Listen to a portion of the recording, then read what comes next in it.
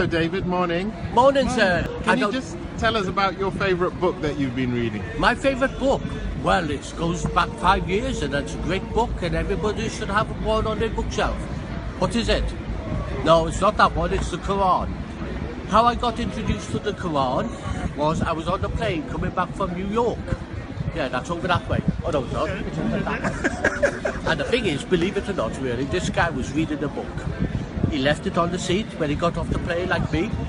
And you know what? I chased after this guy and said to him, "Hey, mister, you left your book." He said, "No, you keep it." I said, "Well, okay." So I kept it. And then I was waiting in the airport lounge in Heathrow.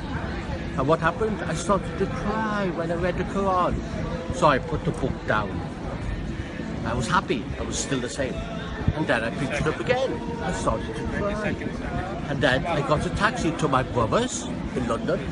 And then what happened? I told him about the Quran that had made me cry.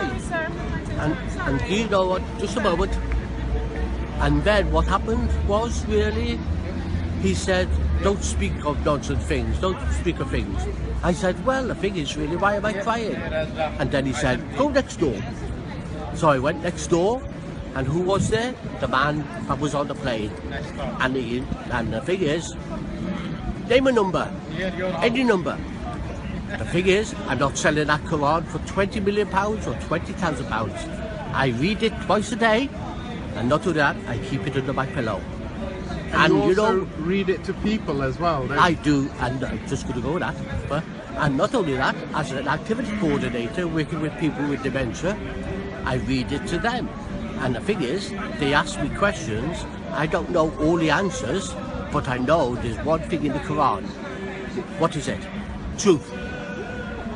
And if you was lost in the desert, or you was lost somewhere in town, you'd ask somebody away.